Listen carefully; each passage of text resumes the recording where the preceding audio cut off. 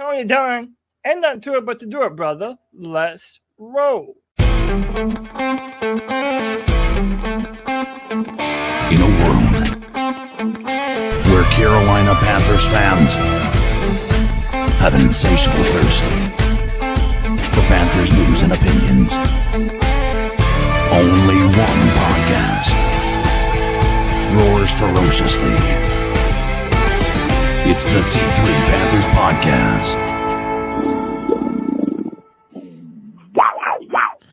Welcome in, Panther fans. C3 is 7:04 bound for the bye week. We've got a special Thursday night show. We're watching Thursday night football, but we're hanging out talking Carolina Panthers. You know, you got the C3 crew here, but we teamed up with 7:04 Charlotte Bound show to talk a little Panthers. It's been a long time coming.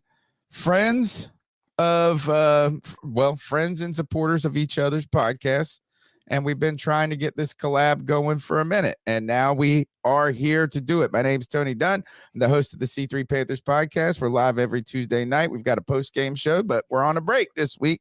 Thank God, because the bye is finally here. And man, I guess we needed a breath to catch our breath. We've been wheezing, Ray. Man, we've been wheezing with losses and losses and losses. I'm here with my crew, CK and Greg, but I'd like to welcome in the 7:04 Charlotte Bound show, and the host of it. We'll start with the big man himself, Twan Don. Welcome to the C3 Panthers podcast, and thank you for collabing with us this Thursday. Absolutely, man. Always great to be in here with you guys doing this collab thing. You know what I'm saying? It's always a beautiful thing to have two podcasts come together that respect each other and, and just want to see each other do good, talk football, man. You know, I wish it was under better circumstances that we could be talking to each other right now, being 6-0 or maybe even 4-2, but 0-1-5. I know I keep hearing people say 1-5. I will take that. I mean, that's one better. Yeah. Wonderful stuff. I'd like to shout out everybody in the chat room. Evan Sports Talk, C3, Anthony Mortensen, Carolina in the house, Tim Estes, always longtime supporters, guys. Smash the thumbs up button, subscribe, consider becoming a C3 super fan. I welcome in one of my podcast brothers, Greg, the Bat Daddy. How you doing this Thursday night? Oh, man, it's Thursday. I'm not used to podcasting this night, but it's always a good time. We're talking Panthers football.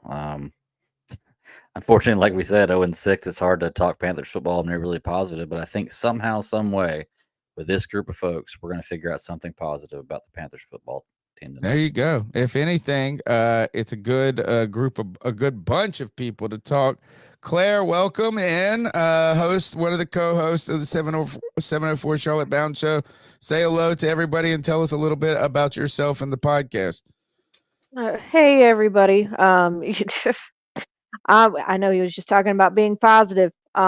I was on the positive train in the beginning of the season. I'm slowly becoming more of the kind of getting sick and tired of talking about this football team part of it with being 0-6. God, I can't believe we're saying 0-6. It's bad, but we've been trying to do some shows where we've talked about mainly the problems or the roots of the problems on our shows, and hopefully we'll probably discuss some of those tonight and get your guys' viewpoints, because I think we all know who the root of the problem is with this team. So I'm excited. Thank you for having me. Sadly, it's the one person that you can't get rid of. Yep. That's right. We've got a listener of our show who is on a campaign to get Mr. Beast to buy the Carolina Panthers, and you know what? I'm a supporter of it. CK doing double duty, podcasting and dad duty. Welcome in, the voice that makes them moist. Well, ladies and gentlemen, I am going to be talking in a soft voice for the first part of this little thing, mainly because of this right here. She is just chilling out, sleeping, waiting for mom to get home. Gaming. So, she's in her gaming chair already. Yep, already in her gaming chair. So happy to be here with you. I would say you boys, but also Claire. All right, and last but not least, Ray is heading back. He's keeping us young, man. He's been b-balling it up, but now he's going to be footballing it up with the C3 Panthers podcast. How you doing, Ray? Yogi, I'm doing all right. Appreciate you having me. Yeah, no, I just got done some balls, so apologize I can't be on camera, but I'm gonna still give you my best. Don't worry.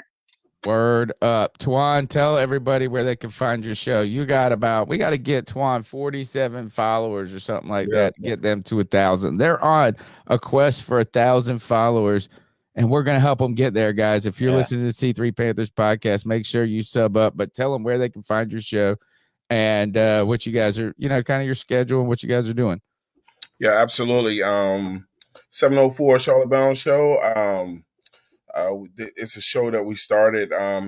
We renamed the show from another show, from our fallen brother 704, Steplin 704 Gray. A lot of podcasts were familiar with him, even the C3 Panthers podcast. And, it's over here. It's a group effort, just like it is over there with you guys. Everybody over here works hard. And, one of the things that we did when we first got started is one of the persons that I spoke to was Cody. And Cody just told me, he said, look, just go at it, believe in yourself, believe in what y'all are doing, and do it the right way. And here we are.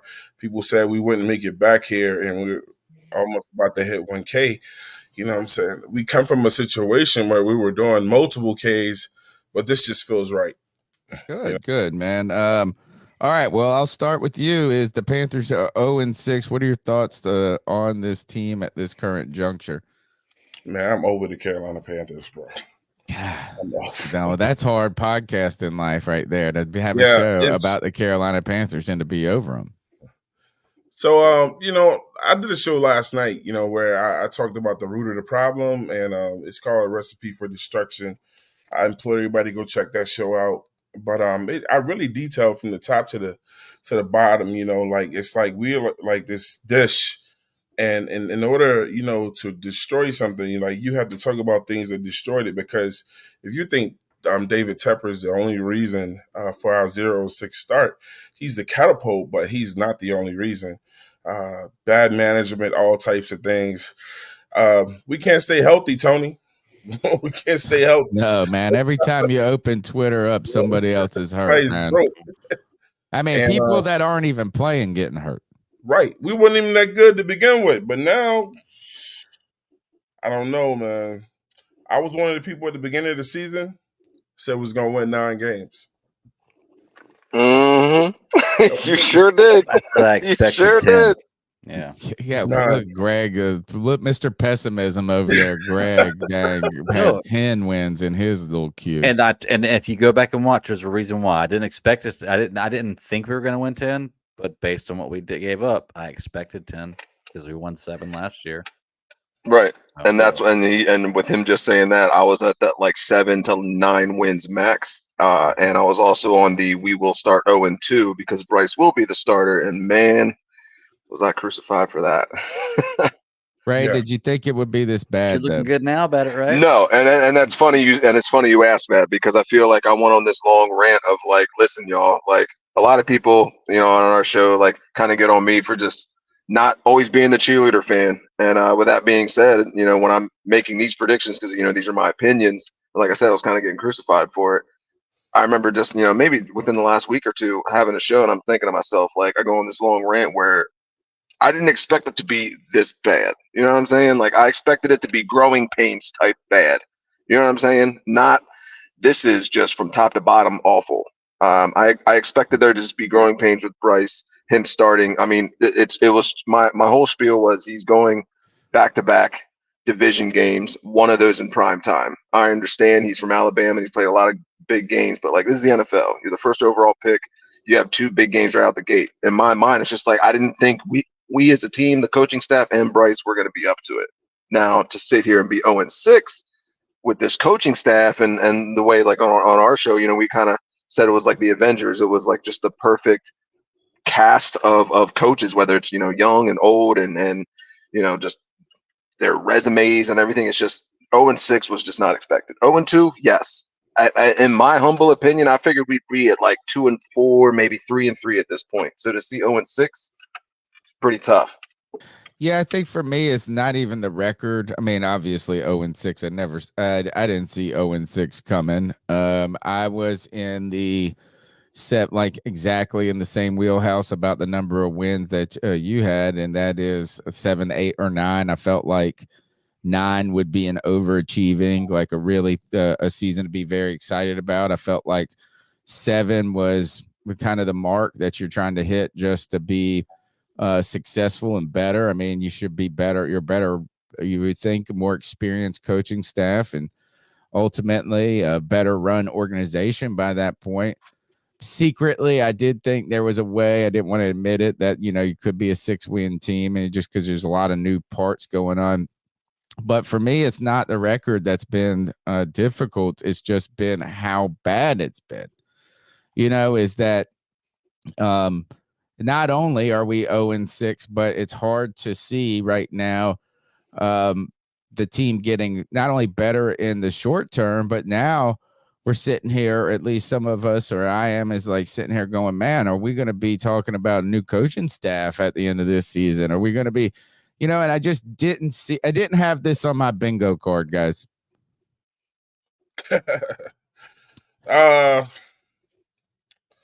Yeah, man. I mean, I did it all. I look back at some of the things I did. Like I put up, I did a show on the coaches called The Avengers. That shit didn't age well at all. You know, I think no, it hasn't aged well, and I think part of it though is because we were so confident that it couldn't be worse than what we had with the Matt Rule. The fact is that somebody the other day said I'd take Matt Rule back, and that hurt my soul. Like I was, and I know that they were joking. But the fact is that legitimately he never went, oh, you know what I mean? It's like, damn, that hit real for me. That hit real. And can I be fair? Let's be fair about the whole situation. Frank Reich came into what Matt Rule built with Scott Fitter. Okay. Yeah. Like Matt Rule didn't come into that. Matt Rule came in and got to clean house and do what he wanted to do. Mm-hmm. I'm not defending Frank Reich because I don't believe he's the answer. I'm just saying you've got to take that in consideration whenever you talk about what's going on. Matt Rule didn't come in with a rookie quarterback, didn't come in with the expectations that Frank Reich did, came in and was able to clean house and get who he wanted. Like, this is a little bit different situation, which is why I feel like we're giving Frank Reich a little bit too short of a leash. I don't think he's the answer, but I think that we're taking a little bit too much blame on him. I don't know, man. It's 0-6, dude. I feel like everybody gets the blame at this point. He deserves it. He deserves blame. You got not all of it. Yeah. 0-6. Yeah, I mean, and the fact is that the team looks like a mess. Why is it so bad right now? Well, this is my philosophy on the situation. I think when you have a season and you get rid of Matt Rule, and then you bring in Wilkes, who was a past head coach. If you know the history of Wilkes, he coached for the Arizona, and he had a horrible team. He came into a horrible situation too, and he got judged on that. And I don't know how many times Tony and Bat Daddy, CK, Claire, and Ray, that you see teams ready to run through a wall for a coach. If anything, Wilkes had the locker room, and I think that's the start with a head coach. He had the locker room. Great point. And most coaches can't say they got the locker room, mm-hmm. you know. And these players did so much as when we were really, really bad, went to Twitter, went to their social medias, went to the owner and said, this is who we're going to run through that brick wall for. This is the foundation. This is going to be a fresh start. You see it in our play. We broke a record against the Detroit Lions, you know what I'm saying, running the ball. And then we lost to Tampa. Let's be honest, we lost to Tampa because we had bad corners. You know, if we had some decent corners in that game, maybe that game goes a different way. And the first thing that our owner does is he goes and he gets rid of the motor of the team at that time. The motor, he takes that motor out. He goes and gets Frank Reich, who just got fired from his previous job, and replaced by a center, ESPN analyst, Jeff Saturday, and says, not only am I'm gonna put him in here, and you guys have to follow his instructions. But the fans are gonna have to take him too, because we didn't look when we were discussing our next coaches. I don't think any of us said Frank Reich. No. No, I So didn't. David Tepper took it upon himself, even though I know he heard what the team and the fans said, and he said, "I don't give a shit what y'all want. I'm gonna give y'all what I want you to have," and that was the beginning of the destruction right there. I hate to. I feel like that's it's I guess easy to second guess now a Frank Reich decision, but when he was hired, I saw the positiveness in it. I saw NFL experience. I saw the move to an offensive minded, or at least somebody who lent towards an offense as a former quarterback. I understand that people really like Wilkes. I understand the team like Wilkes, and the players really fought for him. I mean, we talked with Jonathan Stewart, and he had nothing but good things to say about Steve Wilkes from his time as a player. But this is worse than just you didn't get the right rah guy. In fact, a lot of the players though during training camp were saying something special is going on here. They were talking well about this, like they didn't see this coming. So we've gotten sideswiped, and somebody put it is that in the chat they said emotion doesn't beat the lack of talent. And it turns out this team has just had some real deficiencies. Now, if they got the hire wrong, that's potentially true. I just didn't think it would be this bad when it comes to Frank Reich. And I understand that teams take on some of the identity of a head coach, right? And some people have said that Frank Reich is too even kill. I always called Frank. This is what I call Frank Reich. He's a nurturer. I call him white white Jim Caldwell, and Jim Caldwell is black Frank Reich. Mm-hmm. All right. I'm sorry. I'm sorry. I wanted Jim Caldwell, and my friend was like, "Why would you want Jim Caldwell? It's like the most boring dude ever." He's an assistant advisor. I was going to say he's an advisor. Yeah, he's on the team. But I just feel like the problem with Frank Reich, and you can go back and look at the tape,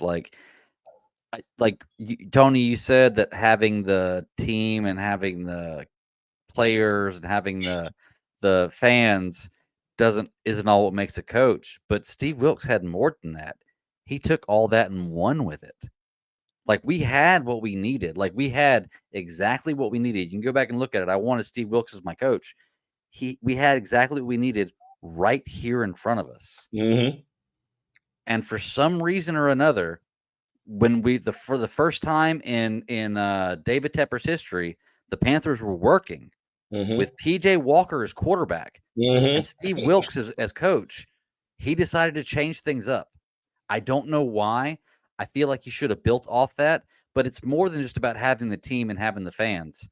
Steve Wilkes won games, and that's the important part about it. It's not just a matter of being a favorite. Like, he's the most winning coach we've had based on the amount of games he's played and the amount of games he's won in 5-6 years, maybe more. Claire, there's no reason to get rid of him. Claire, why is the team so bad? I think it does start with Tepper. So here's the thing, and I'll go a little bit more in depth about Tepper. I know we've talked about it on our show.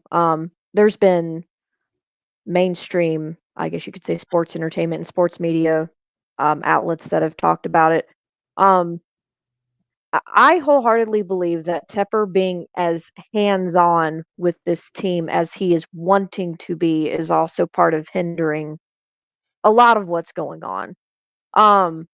There's this, I don't want to call it a rumor, but there was a lot going around. I think it's starting to become more clear how much that it seems like this coaching staff wanted CJ Stroud, and Tepper seemed to be swinging more towards Bryce Young. And I think if we were to even start with that, because it all started with, I think it started even before the offseason and in the draft, where we were like how y'all were talking about Wilks. There's the video that everybody remembers I was floating around Twitter about a week or two ago, was when Tepper came in and gave Steve Wilks a game ball, and the emotion on Steve Wilks's face. Everybody thought that he had essentially just signed his, head coaching contract essentially when that moment happened. But that didn't occur. And I think I know. that I thought he did. automatic right. And I Man, think that I automatically so incited, yes. But I think that automatically incited a little bit of maybe not so, I don't even want to say like distrust, but I think that was the I guess you could say the pivoting point of when things started to, in my opinion, start moving in a downhill direction. Because if you have guys that are wanting to play for a coach, even Sam Darnold, when he was asked by the media, about Coach Wilks, he said, he's given me a chance to not only have someone believe in me, but he has inspired me to believe in myself. And for that to come from Sam Darnold's mouth speaks volumes. And Sam Wow. Darnold was actually looking really nice for a while with Wilks. And then, PJ Walker did come in. I know Sam was hurt, but both of them, either way, were looking like serviceable QBs. And I think a lot of what is going on now has been not only so much as poor communication between this coaching staff, between management and between Tepper, but it was also a matter of desires and wants kind of butting heads on potentially what they saw this franchise becoming and how fast versus how slow they wanted to take it to get to a level of success. I think Tepper wants to actually develop this a lot faster than what he has led on to be. I know at one point he was in a win now phase, and he says he wants it to take time. And I think with this coaching staff, not just Frank Reich, I think with this coaching staff, they were wanting to build around a QB. And then you've got Scott Fitterer, the GM in the middle, who was sitting here, over promising and under delivering, almost like always, and saying that he has built this roster to where we can just plop any QB in the middle and we're golden. None of that sounds like anyone is communicating with anybody. None of that sounds like it. So to me, it comes down to owner not communicating desires and wants, or being not on the same page, one of the two, with the GM, and the GM almost being like the person in the middle who's like, well, I kind of got to build this roster if we're going to go get this rookie, and the rookie that they want needs to probably have a scheme fit and offensive pieces that fit to him, and they're telling me this guy, but you as the owner are saying you want this guy. So I think there's a lot of behind the scenes lack of communication, as much as they want to smile about it and say, we've had conversations and they've How been good. collaborative it's been. Oh, it's been we're all working together. Right. And I think behind the scenes that is a complete lie, if I'm honest with you. We know it's a lie, Clara, because the owner is doing something that no other owner does, and he's having weekly members with his football staff. I mean, what owners do that? I mean, if I can chip in real quick, I feel like what's not being talked about. I was gonna say, I feel like what's not being talked about though is, let's say we had CJ Stroud right now. Are we really in that much of a different situation? Like, can we just pin it on Bryce's development? Bryce Bryce looking good one play, not so great the next.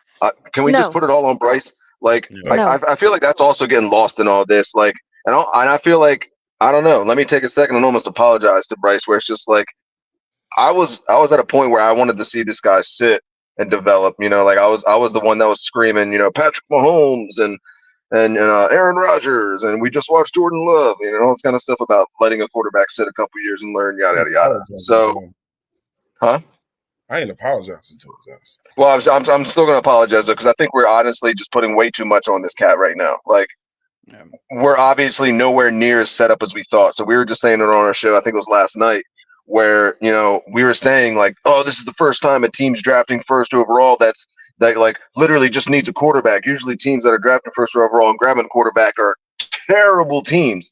Well, obviously hindsight's 2020, but like it was like the Scooby-Doo moment right now. Like, rip the mask off. Like, holy shit, we were a shitty team all along. Like, Well, So we turned out to it's be a shittier team than we thought than we expected, right? So should like that's be. where We it's just like I shouldn't feel be like this bad, to be correct, honest.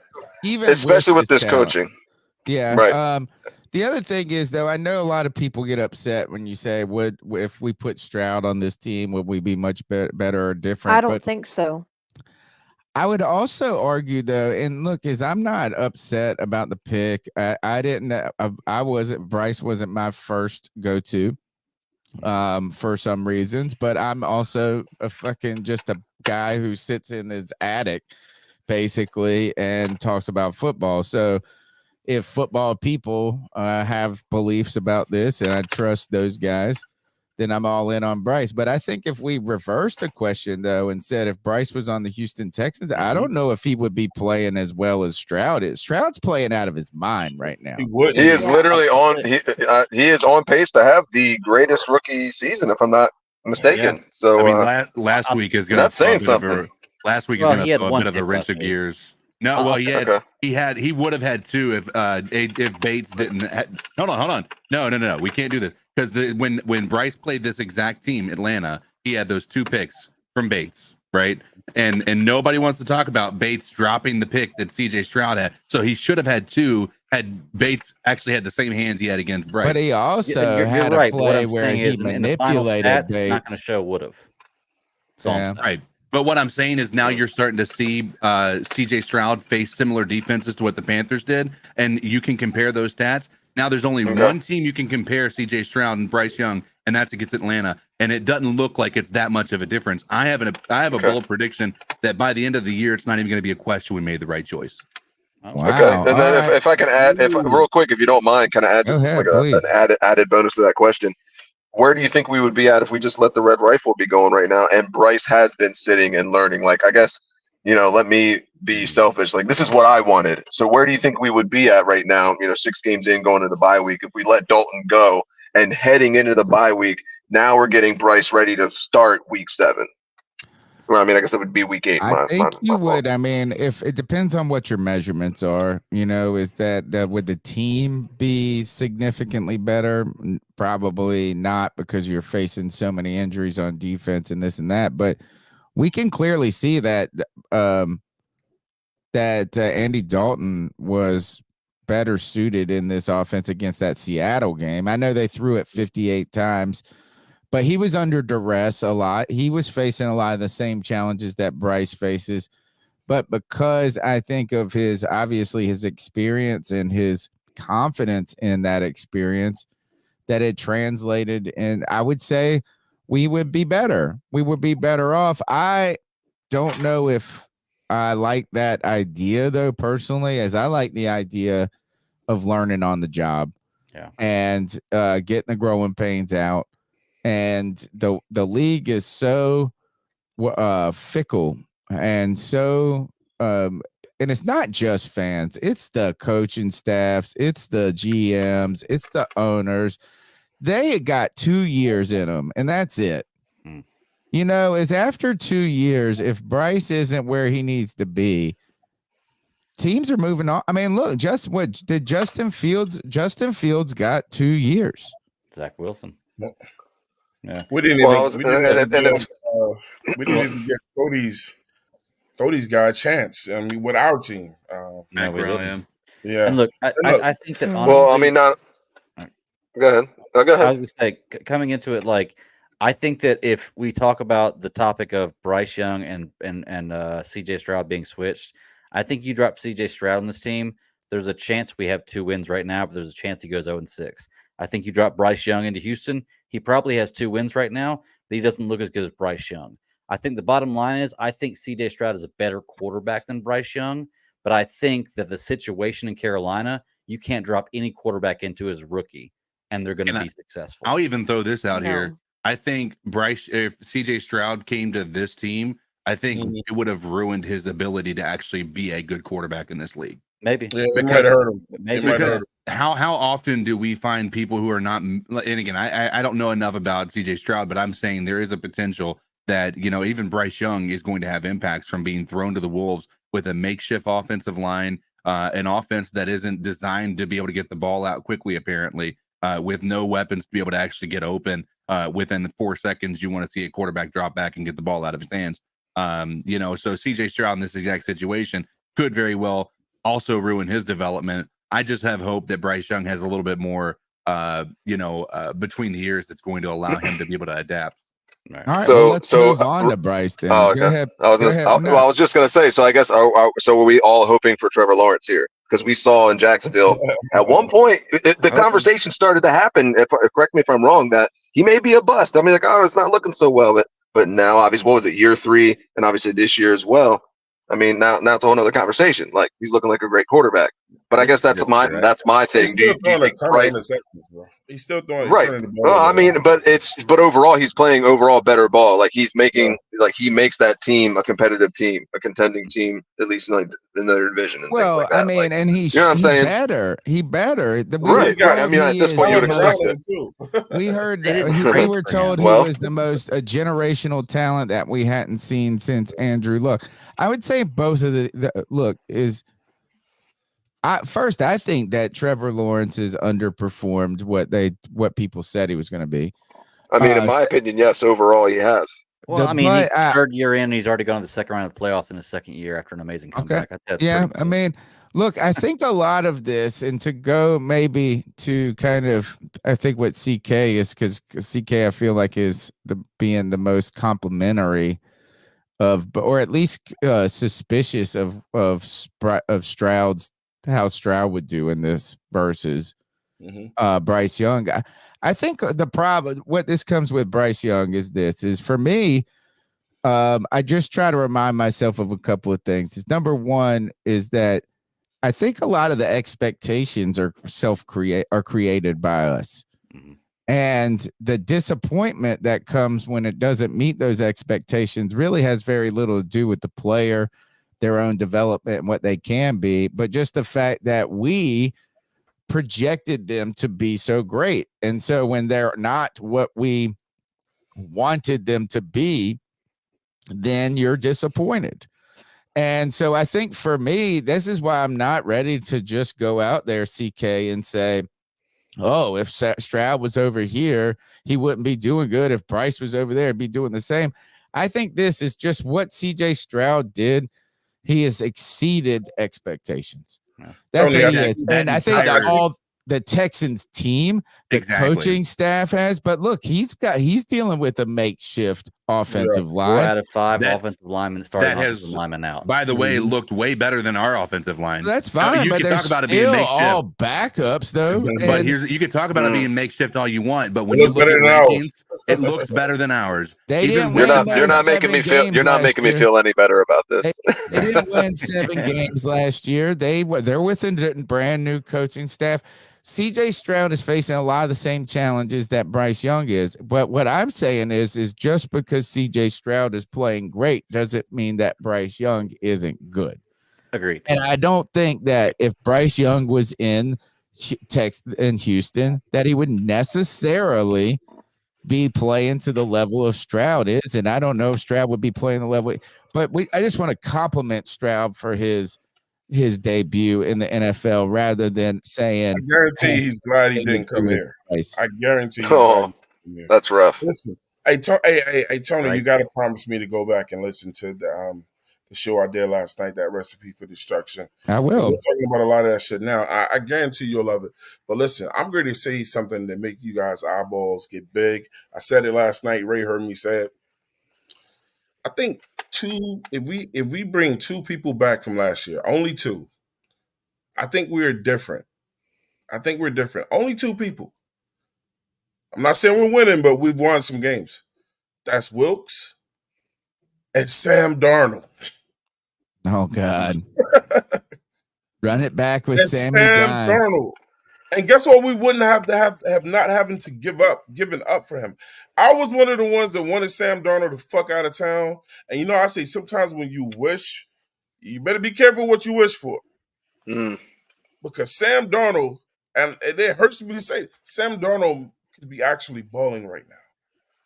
he would be doing way more than. I mean, at the end of the day, you almost have to jokingly say he outplayed Trey Lance enough to get him traded away. Right. Like, right. you know what I'm saying? So let's take this like one to step further. I'm saying to real quick to piggyback off Twan to take that. Like he played well enough to get somebody else out of town at another team, a very good team at that, and we wouldn't have given up our picks. Look where we'd be sitting right now, assuming DJ if we were Moore. 0-6. That just, I mean, yeah, there's a lot of dominoes that fell with Wilkes leaving. You know what I'm saying? Here's the thing. I'm going to take this one step further. Baker Mayfield looks like he's a top 15 quarterback in the league right now with those weapons. I don't want to talk about it. Right. I don't want to talk about Let's talk about PJ I don't wanna talk Walker about it. going into the Browns, finding a way to bring them to a victory without Deshaun Watson in there Yeah. against the 49ers. Against the 49ers. I didn't even know he bro. played for the Browns. I thought he got cut from the He got cut from the Bears. He got cut from the Bears, and he was a backup for the Browns. Wow. He just beat Jacksonville the 49ers. off a fake He punt, just by beat the the way. 49ers. I said it in the Panthers Dynasty League earlier. We jumped on a quarterback 1 year too early. We should have stuck And that's with what I what was we saying had, last night. Yep. Steve Wilkes, and we could have had 2 draft picks next year because we could have still traded Brian Burns, Go ahead and had cook back, DJ Daddy. Moore, Ooh. and even if we'd have lost, we'd have had a chance for Mayor Williams. This is crazy. And there's a few more quarterback prospects that are out This there. is too We shoulda, jumped woulda, on a quarterback coulda. 1 year too early. I'm not saying Bryce is garbage. I'm saying with the team that we have, Bryce Young wasn't the right pick for what we needed. But Tony, We when could you have look at it waited one now, more year and that been is set up absolutely just like correct. Chicago. He's absolutely correct. Yeah. When you look at it now, he's right, man. I don't know. Years I'm ago. not gonna, It makes for a good debate. I'll say that. It makes for a great debate. I'll tell you that. I don't know if it's necessarily right, but I didn't want to wait another year for a quarterback. I didn't want to wait another. How you feel now? For the truth, for the actual truth, I would have waited 1 more year. I don't know how I feel, Twan. One more year. Is this? I think a lot of my disappointment, going back to what I was saying, is more about expectations, because all of the talk was that this was going to be smoother of a transition to the NFL for this player than anybody we had seen, because of this super staff that was assembled of the Avengers coaching staff. I think a lot of this is, I don't think Bryce Young has been bad. I don't think he's lived up to what we wanted him to be. And that makes us disappointed regardless. Next, I would say this is that when it comes to Stroud and Anthony Richardson, who's now hurt, at least Anthony Richardson, I saw somebody on Twitter say this. They said, at least I'm glad he showed that he belonged, before he got hurt. But I think this is that when you're playing with the second number 2 pick, when you're CJ Stroud, there wasn't the expectation that he was going to be immediately successful. And so I think when you're the number 1 pick, I think with Trevor Lawrence, this is a great example, is that you're either the best quarterback ever or the best pick ever or a bust. There's very little in between. And right now, I think Bryce is an in between, is that it's just like, hey, he didn't set the world on fire, so we're not happy. But I think this is that Bryce Young, I mean, the only thing that's going to continue to make us wonder is, will Bryce Young be able to succeed in the league if he's not surrounded by the right people? And if that's the case, if he is not if he's a good player, but not a X factor game changer in many ways, if he's like Brian Burns, a very good player, but not a game wrecker, then we're going to be disappointed, because he was number 1 overall and the trade up. If he was at 12, if we got him at 12, we wouldn't care, And so that's the thing, is the pressure and the expectations are heightened because we traded up number 1, and number 1, he's number 1. And so let's talk about his play so far. What are your thoughts on, and let's try not to fall too far into the rabbit hole of what could have been. How have you seen Bryce Young's performance? What do you think of his performance through 6 games so far? Anybody can take it. I was gonna 5 say I'll games. hop in and No, we're I was 0 gonna and say 6. Oh, well, he did. He missed yeah, one but game. You're he right. missed the You're one. right. I mean, I'll 5 hop games. in and go because I mean, for me, it's pretty short and simple. He's been inconsistent, but I mean, I feel like there's been glimpses of why I guess he was chosen first. I guess we'll put it that way. Like there's glimpses of why he was chosen over Stroud. But then there's also things where it's just like, are we looking at the same quarterback at the? You know what I mean? It's just the inconsistencies there. Like it's just like, ooh, great play. But I think again, also looking back, a lot of it's offensive line play. Like it's been tough. It's been tough to see a lot of these plays break down, and it's like we claim that, and there are times I shouldn't say it that way. There are times, yes, he does hold the ball a little too long, but there's times where it's just he doesn't even really have much time to make that first read either. So again, that's why I go back to what I said a few minutes ago, where I almost want to apologize to the guy, where it's just like I think we were putting too much on him. So I mean, I think he's played okay in his first 5 games. I'll put Okay. it that way. CK, what are your thoughts? Because I feel like CK is having to he takes the man. He's been having to deal with Greg and Cody going crazy. And you know what? Cody, I feel like, is superseding Greg on our show. CK, your thoughts on Bryce Young so far through the bye week? He's getting better. He's constantly, I haven't seen him taking a step backwards. I think watching Andy Dalton run this offense helped him out because before it just felt like he wasn't seeing the receivers potential to be open, and then you have to go back and watch Dalton unleashing that ball, not needing to see where the quarterback was or where the wide receiver was, things like that. And I think Bryce Young has been anticipating where receivers are going to be a lot more. There's still a lot of growth that needs to happen. He's certainly not where we want him to be, and that's certainly a concern, and it's worthwhile of being concerned. I don't think it's anything that we should be turning a blind eye to. But there's no part of me. I truthfully believe that after what we've seen from Stroud, and the fact that Anthony Richardson is out for the season, I think by the end of the year, there is a good possibility Bryce Young is there's not gonna be a question that he's Why? the guy. Why do you say that, given the fact of that the Panthers have continued to struggle with injury? What makes you believe that other than just hope? Given the fact that there's so many questions about the offensive, about the playmakers around him, even Miles, we're down to just Chuba Hubbard and Blackshear, and that's it. Why do you have that? Is it more than hope that you are basing that take on? Yeah, a couple of things. So you're going to have clearly Adam Thielen is really emerged as our number one target. He's not the number one wide receiver. He's been playing out of the slot a lot more. I think that Mingo is only going to get better as he continues to move on with throughout this year. DJ Chark has yet to have an opportunity to really connect on those deep balls. Once these guys start to get that chemistry together, I think that there is going to be some explosive plays that we feel like we've been lacking. But one of the most important pieces is Austin Corbett coming back. We had was it Rich from Cat Crave come on last night talking about you want to have the guards in the center. That was how they built the Saints, right? You want to have the guards in the center to be able to protect the shorter quarterback like Breeze, like Bryce Young. And so we've been lacking in that front. We've had both of our starting left and right guard out of the game. Corbett hasn't been there all season. Christensen's not going to be there all season. And so that's been a disadvantage for Bryce Young. Corbett coming back is going to be a positive as we move forward. And I think Thomas Brown calling plays. I'm not saying it's going to be lights out, but I think that some of the things he's going to bring from the Rams is going to allow Bryce Young to play effectively. We want to talk about the way Goff would look in an offense like that.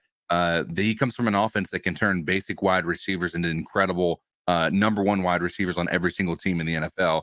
And that's what we're hoping to see Thomas Brown do with some of these guys we have on our team right now. Claire, your thoughts on Bryce Young through the bye week?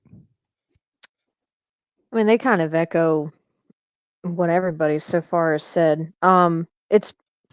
He has moments where he does flash. There are flashes of him where you can obviously you see the quarterback that everybody saw at Alabama, that everybody has been seeing since his time at Mater Dei. But I think there's so many different. I know we've talked about this throughout the show so far, but there's components to that kind of boil down to what's going to help better prepare him for success, even if it's later on in the season, not so much next year, but even later on in the season. Um, I'm glad that he has found chemistry with at least a receiver that is reliable for him, Adam Thielen. I know they were talking about it on Sunday, the last game that we played. He's, as far as active slot receivers, in the slot receiver spot, Adam Thielen is first in all categories, and he's tied for first in another. So with that, which is good for Bryce. But my biggest thing is if it becomes very obvious that that's who's going to be his his security blanket, his whatever he is, his reliable guy, he's going to get doubled very quickly. And then who's it going to be? Is it going to be? Are we actually going to get to see Hayden Hurst come out and use his tall size for Bryce to be able to get him the ball down the field? Same with DJ Chark. Is Jonathan Mingo going to find? Is he going to not him step up necessarily, but is he going to be given that opportunity to step up and become the wideout that we drafted him to be? I think a lot of it, as far as just Bryce himself, his stats, they're not, put it this way, they're not the worst. But at the same time, I don't think anyone here saw him getting 4 interceptions already going into the first 5-6 games of the season. I didn't. At worst case scenario, I thought he would struggle mainly with knowing that he does like to hold on to the ball. He does like to hold on to the ball as long as he possibly can until a play comes open, if the options, cease to exist at that point. Trying to create a play as well. Things that were strengths of his at Alabama, but unfortunately here in the NFL, it's a lot fast. It's faster pace. The rhythm and the cadence is very different. And when you've got a line that, for lack of a better term, has become like it's almost like musical chairs. We've got guys who are playing not really to the position that they were drafted for, but they're having to do it because there's guys that are hurt. There's no cohesion on the offensive line. I think there are moments where the offensive line eventually just can't keep holding back these guys, and Bryce needs to make decisions, and preferably to throw it away and not take a sack, to protect himself and also to not have negative yardage. There's a lot of critique for Bryce, and there's not, and put it this way, I don't think any of it needs to be viewed as, you're just saying he's bad, you're saying he's awful, you're saying he sucks. It's literally just critiquing. What little bit of football I ever played in my life, I was on special teams. I was a kicker and a punter. That was all I ever was. I can't speak to being a quarterback. I can't speak to being any of that. But the bottom line is, I don't think you can call Bryce a bust. I think he has struggled. I think the philosophy of the coaching hasn't helped. Frank Reich, to me, is not a guy that you would see as someone who is an inspirational head coach that you would want to be coaching a rookie QB. I think they see more eye to eye on morals. I think he and Bryce Young see eye to eye on that with his upbringing. He and Frank Reich seem to, that might be more of a relationship built upon those values. But as far as football and coaching values and what he needs to instill in Bryce, to me, Frank Reich is just not that kind of a coach. With a rookie like Bryce, who's taken number 1 overall, you need to have somebody who's literally going to rile him up. I think the biggest thing I can give credit to CJ Stroud for that I have not seen from Bryce is CJ Stroud is trying to build the camaraderie and to build chemistry with all of his teammates. He's doing, coming up with, I remember reading an article a couple of days ago. One of the ways that he won over the locker room and won over having his teammates who are much older than him and some of them his age trust him as a leader is him doing very simple things, and that's just coming up with handshakes, supporting with them, celebrating every touchdowns, getting in there and being involved in a positive way, and having them over at his house, to once a week, just to build that team chemistry. That can speak volumes in a locker room, because I think it's also not just the coach that needs to win over the locker room. that rookie QB needs to also be working hard to do the exact same thing. It can't be somebody like Miles Sanders or Adam Thielen leading that locker room. It's not going to work. If you're the QB, no matter how old you are or how tall you are or how big you are or how great you are, you need to instill your position as, I got this. Trust me, I trust you, I got this. And Bryce doesn't seem to be able to hone on that very well. And I think part of that also comes from coaching. The way a quarterback and any of your players are going to be reflects on who their coach is. It's almost going to be a mirroring act. If you've got a coach that's all about fighting for every yard, all about fighting for every point, instilling trust in your quarterback to do what he needs to do, your quarterback is going to look just as confident. Your quarterback is going to know that he can trust his players, that he's got the plays understood, and everybody knows what they're supposed to do. If there's that confidence there, and if there's that fight and that will to win there. Frank Reich to me just looks like, I hate to say it, but he kind of just reminds me of a Sunday school teacher in a way. The whole, we're all going to hold hands. Pastor. Right, but Yes. but Yeah, it's he's an ordained pastor. Do you remember Caroline Cann, who used to be the sideline reporter for the Carolina Panthers about 3 or 4 years ago? She's like super tall. She left because she ended up getting married. She is married to Parks Frazier, who is now our passing game coordinator. He was in Indianapolis with Frank Reich, and Frank Reich officiated their wedding. Damn. I do think this That's is clear. wild. I think that in some look is that maybe look is I thought Frank Reich would be, I think surrounding. I thought Bryce Young having Frank Reich, having Josh McCown, and like these kind of fixtures around him would have been more beneficial. I'm not sure though. I think some of this is personality though. That's what I'm saying. Bryce is a reserved personality. He's very mellow. He's very, it never gets high, never gets low. Can't win a locker room like that. It's like, hey guys, we're gonna but you've got like to have Michael Jackson out there. But I did, if you don't remember, if you don't remember, not too long ago, Thomas Brown said something. And he said we had the best. It was right after the Andy Dalton week, and he said that Bryce, one of the things that he thought that he took away from Andy Dalton was the energy, the kind of confidence that he brought into the huddle, and he said Bryce was doing that more. So I don't know if a coach can just change a personality. Right. Well, it's not so much about changing a personality, but I mean, you can also try to instill what he's going to, I hate to say it, have to be, rather his personality is that or not. I mean, let's be honest, Sam Darnold wasn't the most rah-rah kind of guy either, but you got Steve Wilkes to get him to believe in himself and to trust in him, and it kind of looked like a different offense. You can't sit there and tell me that's because all of a sudden Sam Darnold woke up and remembered that he could play good football. So my reservations with Bryce Young is this. I'm not gonna call him a bum either. I've called him a bum recently, but I'm gonna be PG tonight. I think Bryce Young has been coddled his entire football career. Okay.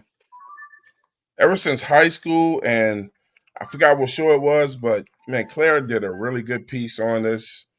And the dude was coddled in high school. They had to find the right high school for him to play for and have talent around him. He went to Alabama and had to get all this talent around him. I mean, who doesn't succeed at Alabama? If you don't go to if you don't win the championship, that's considered a bad year over there, or at least in the playoffs, right? Yeah, or at least the playoff team, yeah. Yeah, and I don't know where was he going to go. He said Tua convinced him to go to Alabama. I don't know what college. Who's going to go to USC? Yeah, he was originally, because he's a California kid, so he's originally actually committed to USC, and then he went and visited Alabama. He saw the success and kind of what Tua was doing, and Tua was playing some inspirational football at the end of his, while he was at Alabama. But I think it was I think it was somebody Hurts was else at said Alabama. Waddle, that's right. Yeah. Yeah, as Waddle came out and said he was the reason that he got him to stay. But all right. the argument, like, I don't like that discussion about Alabama. Like, all quarterbacks come here to be, well, all quarterbacks go there and be successful because they pick the best quarterbacks in the country, right? They have their pick of the litter, and Bryce Young was considered one of the best in the entire country. So I'm like, I can't. Their success is because him coming there should tell you that he was a part of why they're successful.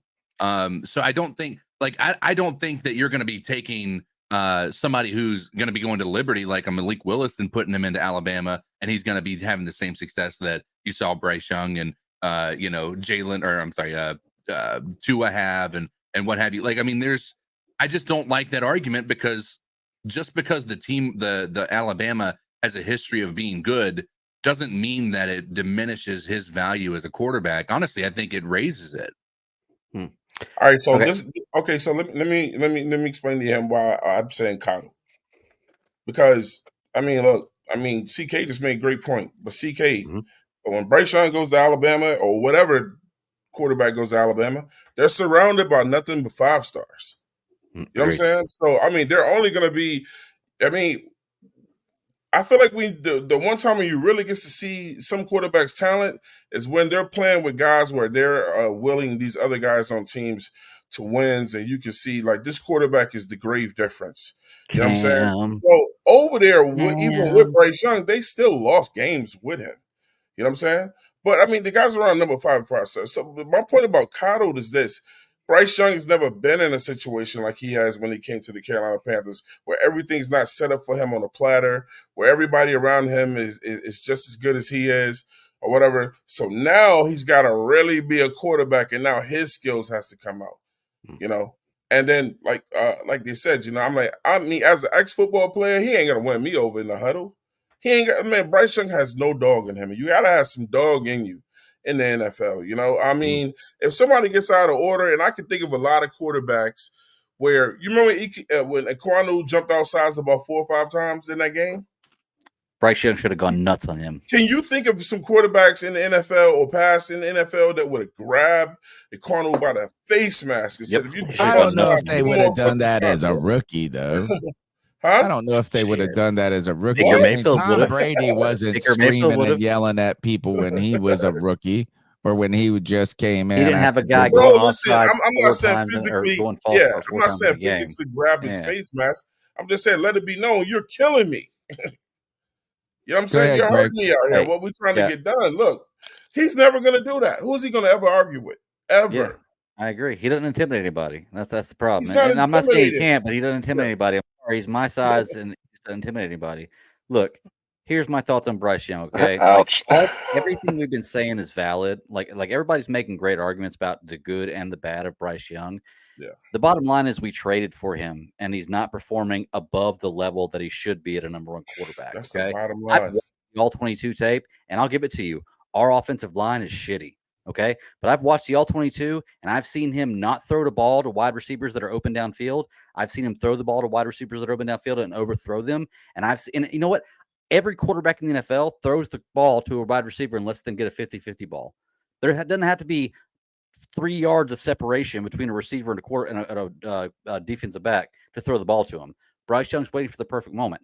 I'm not saying he's a bust. Bryce Young is not a bust. I'm not saying that. He's a good quarterback.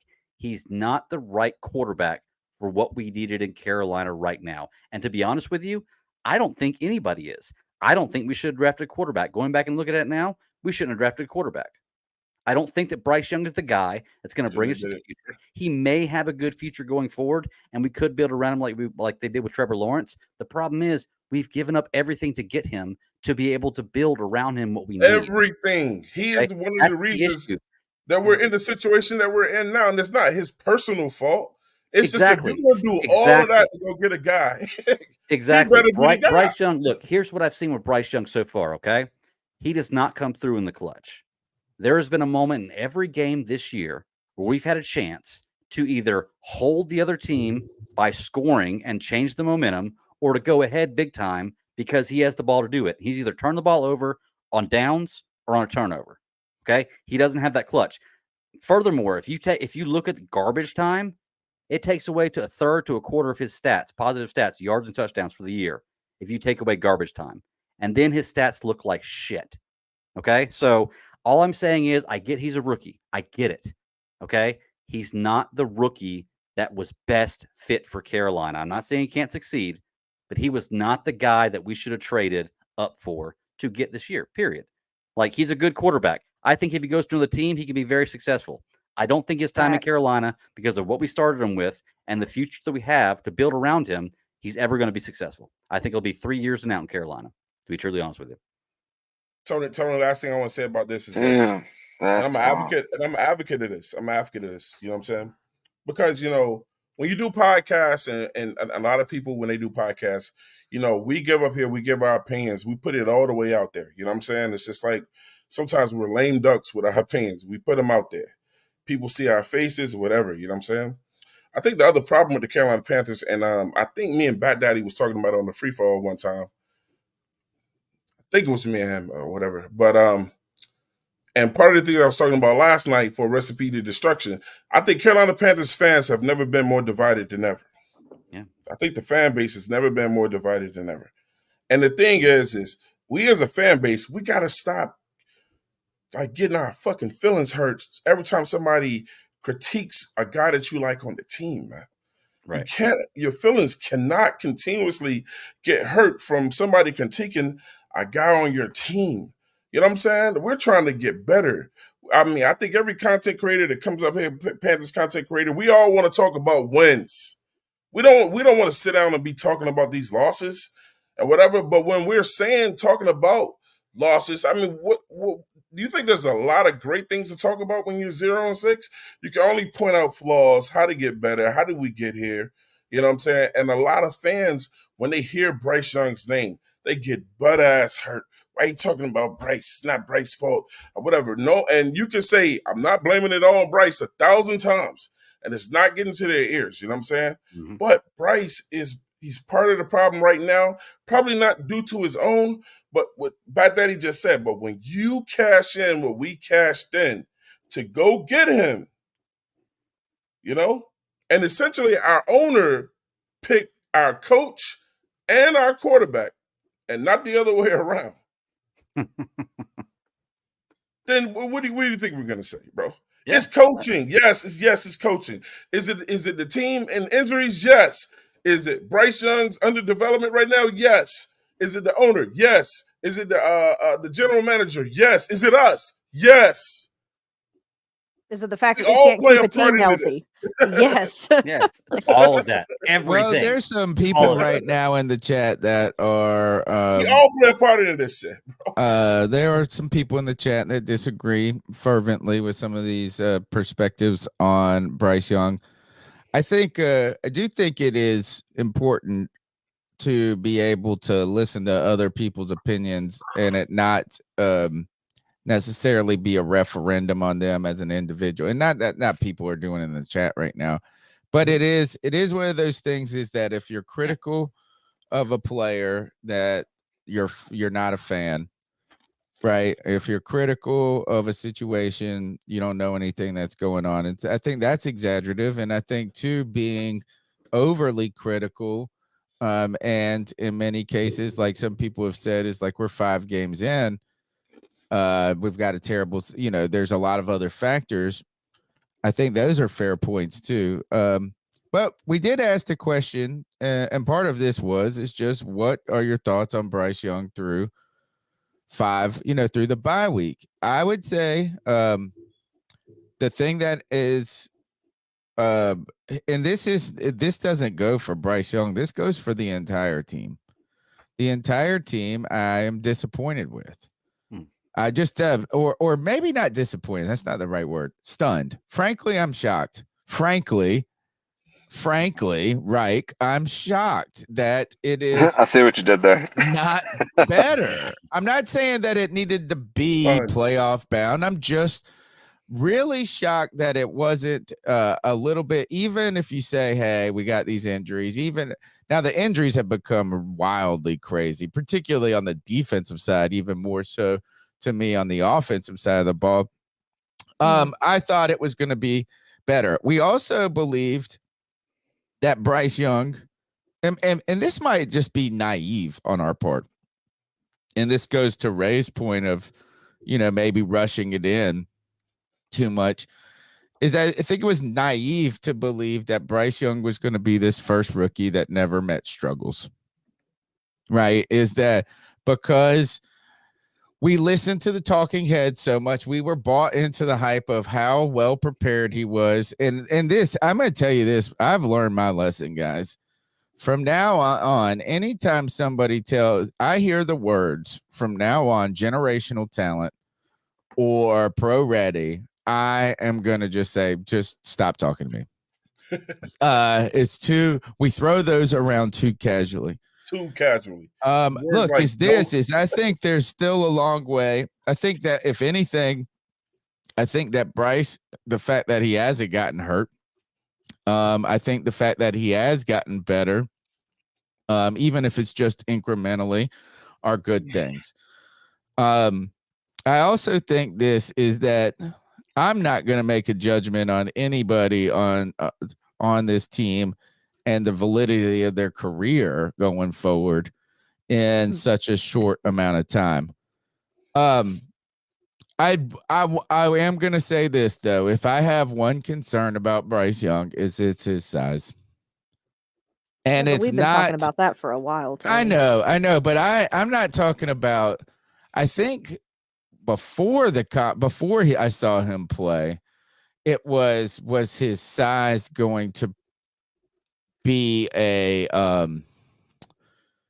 fact, is like the fact is that he just get crushed in the NFL. You know what I'm saying? In fact, I don't know if you guys remember, like maybe it was early in the season, maybe the first or second game, a guy kind of blasted. It was like a speed rush. Of course, Icky's getting worked or something in it. And the guy just grabbed Bryce's jersey, but he wasn't even he just got a hold of his jersey, and poor Bryce got ripped down like a rag doll. And you're like, oh God. I thought that for me, it was Bryce get hit, and I was worried about him holding up in a durability thing. Right now, the very thing that is just about his size that I won't say concerns, but to me is definitely something to watch, is that when that pocket is close to him, when those offensive line are so tight on him, it's just like, man, can you he almost is like, it's like if I went and played basketball with the guys Ray played with tonight. I would just be looking up at them. It don't matter how shifty and how good I am. So I just think this is that, and there's a piece out right now that we talked about on the show last night, and it's following these three quarterbacks. And there are NFL guys that are just saying this is Drew Brees was short, but he didn't look small. And Bryce, he said, looks small. So if anything, that's something that to me is the thing. Is Drew wore some big shoulder pads though. Okay, they were bigger. Drew wore some big shoulder pads. He just looked taller than him though, and more filled out though than Bryce Young. I don't think. I think that Bryce Young is needs to be given the opportunity to be the Panthers quarterback for 3 years. I think you invested in it that much. I think you need to believe in it still that much.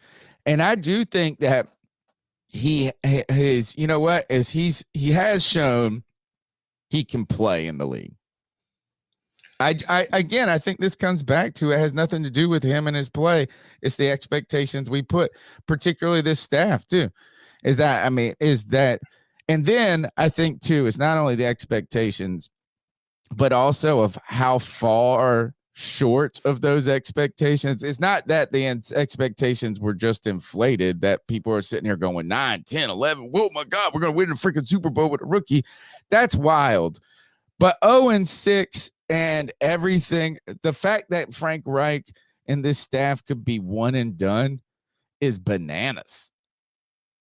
It's just such a far is like you didn't, you're like, oh, I think I'm going to go out there and hit the golf course. And you go, oh, I'm going to shoot. You're like, oh, I've never played golf with you. What are you going to shoot? I said, man, I could probably shoot around a 90. And then you shot like a 140. You're like, Jesus, dude. Let me ask you guys the one question though, like this. Most quarterbacks that are Bryce Young size in the past, right? I'm gonna go right at Bad Daddy because I think he's gonna answer it the way I think he's. Most guys that have been Bryce Young size, what have they all done well? I don't know. I don't think there's ever been a quarterback Bryce doesn't do before. that. Bryce doesn't do. Run the ball. The way I was gonna say, Run the ball. I would say, yeah, but I was gonna say have pocket awareness and navigate and run the ball. Yeah, I was gonna say that like legitimate escapability, like that, just like scat, like quick zigzag. Yeah, that he's not fast. The agility. He's just gonna stay in that pocket forever or throw it away. He's not gonna scram. Look, if the field could be wide open for him to run, he's not gonna do it. I don't think it's not gonna do it. I just you think can pick up 5 or 6 yards and slide and not even get hit. It's just, man, it's the closing speed in the NFL, man. It's like me when I walk with people that got long legs, man. I gotta almost jog. All right. How about this? How about this? This past week we did have some somewhat big news, but news and change. Thomas Brown is now going to be taken over as play caller. How does this change the team? How does this potentially help Bryce further his development? How does this or does this change this team at all? No, in any significant way in y'all's mind? I think, like I said the other day on the C3 is, maybe we're a little better, but it's the difference between winning the game by 14 points or 21 points. So it's not really that big of a deal. I don't think you can make chickens out of chicken shit. Nigel in the chat says he can scramble. No, he can't. I tell you this, is I've seen him get. He's shown nothing. Look, he's gotten chased down a lot. No, look, he has shown nothing to show he can scramble. And this, I'm sorry, CK, but this goes back to showing nothing about the future. Like, he's shown nothing to show that he has a bright future going forward. You may have hopes based on things going on, but there's no factual evidence behind him to show that he has a bright future going forward. That is not true at all. That's unequivocally false. You can see you can actually see plays that are 1 out of 10 plays doesn't mean he's going to be a great quarterback. Yeah, it's few. It's a very few. You're right. What you're doing is you're taking the anomaly. You're taking the anomaly for the actual substance. Listen to my words here. What I'm saying is he is getting better, right? And every game he has now he's starting to get to a point where he's getting 4, 5, 6 more plays in that are like incredible throws in tight windows. Like, this isn't something that is just magically happen. This dude is actually going out there and putting some great things on film, and he's got a lot of I put it in the chat here. He has 16 sacks. CJ Stroud has 8, and 6 of CJ Stroud's came in one game against the Colts in the first game of the year. CJ Stroud, his first sack since that first game came in two of them last week against the Saints. CJ Stroud has not been given this, has been incredibly beneficial, has been benefited by an offensive line and having weapons. Bryce Young has not, but Bryce Young has been able to throw an incredible ball. Like, go back and look at it, Greg. You can laugh all you want, brother. I'm telling you. You're right. The Houston Texans have a great offensive line and amazing weapons. You're right. He didn't get sacked for 4 weeks. Nobody said that at the beginning of the year. Nobody did. Right. You're absolutely right. Starters out, no offense. Nobody thought that the Carolina Panthers. Nobody thought the Carolina Panthers were going to have the worst offensive line at the beginning of the year either. Yeah, because we finished top 10 at the beginning of last year. Right. So what happened? CK asked what happened to the whole line. What happened? CK, how does Thomas Brown becoming the play caller continue to further Bryce Young's development, and how does it change the team? Well, the hope is that he's able to actually call an offense that's intended to benefit Bryce Young, right? Thank goodness. And that's Thank the hope. goodness. It doesn't feel like what we've had with Frank Reich's play calling. It doesn't seem like it's been surrounding what makes Bryce Young thrive.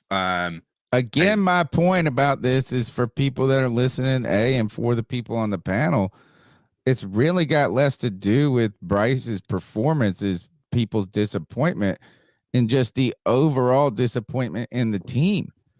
And the fact is CK, I thought that when we brought in this coaching staff that was far more experienced than we had under the Matt Rule staff, one that had pedigree not only as NFL players, but Frank Reich being an offensive coordinator on a Super Bowl team, Jim Caldwell being associated with a team that made the Super Bowl. I thought that the team would be able to better plan to attack other teams and to use what it had. Because I'm so sick of people saying there's no weapons, there's no this and that. We're not doing a good job of using what we have, regardless of the talent that we have. They should be better, CK. Not the players just be better. The coaching staff should be putting these players in better positions to succeed. Bingo. And so we're not executing in all phases at this point. And CK, do you believe Thomas Brown could breathe some life into that? I mean, I'm hopeful. I have no evidence to support that, but I'm hopeful that he will be able to come in and actually do some positive things for this team. I can't point to what his fingerprints were on the Rams when he was there. I can only hope that the DNA Sean McVay has is going to transition to what the Panthers are hoping to do on offense. Ray, what do you think about Thomas Brown?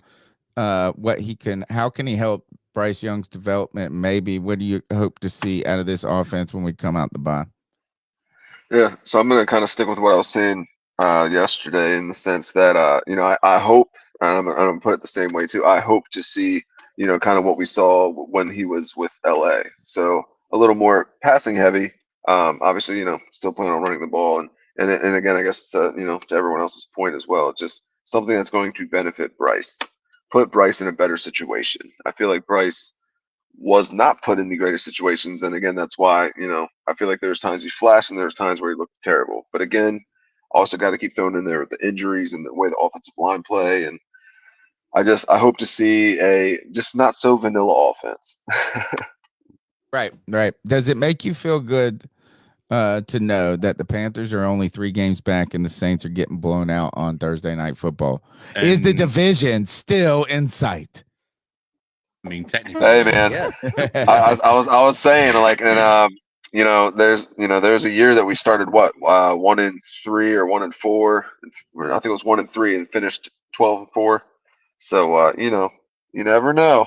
I'm trying to be that cheerleader sometime. So you never know. We can go on a little run here, but hey, I just want to see us be competitive. I'm just obviously I'm saying that kind of very sarcastically, but again I want to see us be competitive, man. Like it's tough. Like I'm gonna keep watching these games. I love my team, but it's when you're sitting there watching it, it's just it just sucks to already have that feeling, whether you all want to admit it or not. It's just like, yeah, we're not going to win this game, or we might look terrible while we do this, or we might just get outplayed from the beginning. Like we may just have zero shot. Like it's a crappy feeling. Like it's a real crappy. Does feeling. this shake up, guys? And I'll let anybody take it. Twan, you get first dibs at it. Does the Thomas Brown shake up? Is it the last shake up before we come out of the bye? Because while people are upset in the chat about whatever positions people have about Bryce or whatever, really a problem with this team comes to talent and depth of talent. While we have suffered a tremendous amount of injuries, the problem with this team really stems from their inability to add players through the draft that have been meaningful for any time. Is that go back to Matt Rule's first draft, where we took 8 defensive players. 8 defensive players in a historic draft. While it was probably not even a terrible idea to just say, man, this defense is old as dirt right now, and we need to get young. The problem with that is out of those 8 players, only one freaking player. Can anybody name another player other than Derek Brown from that draft? Oh, maybe Jeremy Chin. Jeremy Chin was that draft. Jeremy Chin. I was going to say, yeah, I feel like that's it. He's not playing at all. Troy Pride Jr. Who? Troy Pride Jr. Yeah. You know what? We got him on our team. Oh, wait. His name's Troy. No. I was going to say. Right. The thing is that's just one example. Then we could associate that with Matt Rule, but then we have got now Scott Fitter that's been added the following year. And while J.C. Horn and injuries were problematic, I can't tell you another person other than Brady Christensen out of the next draft that has added anything to this team. And then most concerning, and I know we get upset about all the focus goes to the number 1 pick, and that's what it is. The expectations go with quarterbacks. The expectations go with number 1 picks. But we've got nobody from this draft that I think there's a good point. Like, how about this? Is the entire secondary is freaking destroyed. All the safeties are gone. Where the hell is Jamie Robinson? And I call him Jamie. They only played him a couple plays. Jamie. It ain't spelled Jamie. His name is Jamie until this mug does anything. Where DJ Johnson? I think that while we can look, the coaching staff has been disappointing, but look, there's no depth on this team, and you can't build a team without hitting anybody in the draft ever. So when you don't, most smart teams, when they're like, look, the season is probably going to be a loss, let me start playing guys and see what they got. Yeah, that's actually a good point. I think that somebody did. And we don't do it. We don't do it. Got some snaps. Why are you not putting DJ Johnson out there now to see what he got? Why are you not putting James Robinson out there to see what he's got? And then I don't want to go back. By the way, we traded up for him. My head coach can't even remember who's on his team to put him on the field. Oh Lord! So what do you guys think? They remembered him enough to put him on the trade block, though. Well, Yeah. I made it. He can't even remember his on the team to put him on the field, bro. I made a joke about that. I said that he put the request in last week, but they forgot he was on the team. Oh yeah, now I guess we do. It's like, oh, you're still here? Oh yeah, absolutely. Go ahead. You have permission. Yeah, sure, go for it. Yeah, it's like you're still here. So do you guys? I believe you have my stapler. Do you guys see changes coming? Office space in the front office. My thing. I want to get a quick take on Thomas Brown though. I hope that Thomas Brown comes in here and blows it out, and I want him to make the offense better, not just Bryce Young. I hope he does something that makes everybody on the offense better. But the thing is, I'm gonna say it again, and people they get mad at me because I go to the fans a lot on shit. But fans, are y'all gonna actually give him a chance? I want to take a little moment. Are you really gonna give him a chance, or are we gonna do what we do, and when or we don't win a game, or it's not going our way, and then everybody says he's a fucking buck? Who? Look, Thomas Brown? I'm going to give Thomas Brown a chance. Ray can tell Thomas Brown just got Frank Reich fired, dude. Right. Ray can tell you. I was like, if I'm Thomas Brown, I don't even know if I take this job because this seems like a fucking setup. Look, you say Thomas Brown took Frank Reich's job, but I guarantee if Thomas Brown comes out and we score 14 points every game for the next 6 games and lose 6, he didn't take Frank Reich's job. No, I'm not saying he's just showing that we have a shitty team. He got Frank Reich fired. Right. He got Frank Reich fired. Here's why he got Frank Reich fired. I guarantee you, if Thomas Brown comes out and we're putting out less points than we are right now, and we go 0-6 for the next 6 games, guess what? He's not Frank Reich is fired. I think he's going to save Frank Reich's not because of Thomas Brown. It's because we have a shitty team. And all right. So what saves Frank Reich's job from Thomas Brown? If he comes out and all of a sudden this offense looks significantly better, if Bryce Young's development looks significantly better, I think Guess he's going who to looks save like Reich's the problem? Guess who looks like the problem and arguably was the problem? If that's the case, Frank yes, Reich. you're right. Then Frank Reich might be the If problem. they go sick, if they lose, if they only win 2 games, Frank Reich's getting fired, dude. I don't think he'll get fired. No, I Just don't think I he don't will think either. he Dude, will. listen, the length of Tony, There's his no way contract and after what this- no the matter length what. of his contract and the fact that Tepper is Yeah. technically still paying Rule, he's not going to just be like, okay, dude, He's the richest bye. guy in the Yeah, I'm gonna pay NFL. 3 If this No, coaches. guy but it- I'm cheats gonna no, pay out three coaches there, and only Tony, get but $1 Tony, million. I'm not doing But that. Tony, but here's the problem with that. So if he comes out and fires him, we now have 2 issues. There's 2 issues, if not 3. The biggest one is that this ends up proving, or not proving, but it ends up making it seem like that we're just going to be a revolving door, not kind of like a head coach in a way. I know we gave Rule time, but the biggest thing is that if you barely give a guy a year, especially if play calling was switched, the way it's going to look is if we end up not wanting to elevate Thomas Brown to being a head coach when that happens, and let's say we also fire Scott Fitterer as well with that, then you now have you have to figure out what guy is going to want to come here knowing that you fired Rule, you didn't even give another guy a whole year, and now you're looking for somebody else. They're going to be thinking, so what? You're only going to give me 6 to 12 games, and if I don't get it right, or if I don't get us wins, then Claire, I'm gone too. They're going to be thinking 6 to 12 games for $60 million. Yeah. They'll take it. Yeah, They'll take it. Yeah, somebody who that's has right, no Greg. skills is going to take it. But Claire, they're going to be more. Good coaches are more concerned with Tepper. Remember, Reich was the That's guy what I'm that he saying. could get. That was the only coach he could get. Some of the Right. real, So the better coaches we're said just no. going to end up in but we're going to end up in just the same boat then. You think a good coach is going to come here if that happens? What if we just do the same thing over? I mean, if it's so bad, this looks like a failure on the coaching staff to be a little bit better. Yeah. And maybe it's just a couple of plays. Maybe we were in these games, but 0-6, well, not on my bingo card. And look, is that you can say that arguably I could coach this team to the same record that they have right now. We all can. You could. Yeah, Well, every here's the single thing. one of us could achieve the same exact thing that Frank Reich's could. So I don't. What if this team goes 2-15? You believe Frank Reich is secure? Yes. Yes. Crazy. I do. Look, Sadly, yes. Here's the thing. Sadly, yes. Like I said, they're not going to pay. He's not going to pay 3 coaches. Yeah. Okay, he's not gonna Bingo. pay 3 Why not? coaches. He doesn't want to look like a failure. He doesn't want to look like a failure. He's not a dumb businessman. You're not going to spend that much money, okay? And even if you brought in a new coach next year, you're going to have the option of coaches, okay?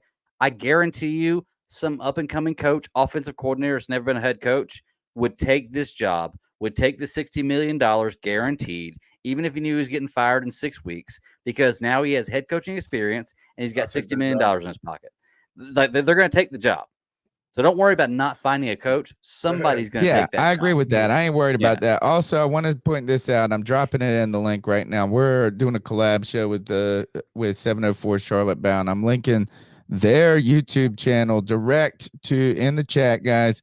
They're on their way to 1,000 subs. Help them get there. Help us continue to grow this Panther community. Look, whether or not we agree with the people's opinions or what is this a long road to hoe the rest of this season. We're going to need lock arms, and boy, we're going to have to probably manufacture discussion at some point. And that's why we're doing this bye week, bound for the bye week.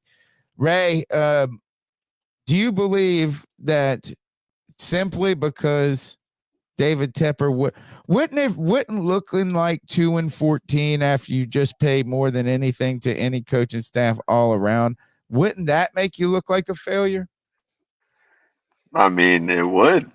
So I feel like letting him go on top of that is just like, man, you just can't get it right. Like, I feel like you know how it is when in the sense of, you got all these billionaire owners, you don't want to be the guy that it just, that is the failure among those men. You know what I'm saying? Like, you don't want to be the joke. Like right now, the Commanders are getting a lot of that well, I mean, yeah, probably too late now, especially with Snyder gone out of Washington. So it's just like, I mean, I feel like eyes are on Tepper now. You know what I mean? Because Snyder's gone. It's just like there's nothing really else too crazy going on in the NFL where there's the eyes are getting drawn to certain owners because of, basically dumb shit going on or whatever. So for the fact that we're looking awful right now, and then all the money he just spent and putting this dream team coaching staff together, and we're sitting here at 0-6, and it's, who knows how when it's going to get better.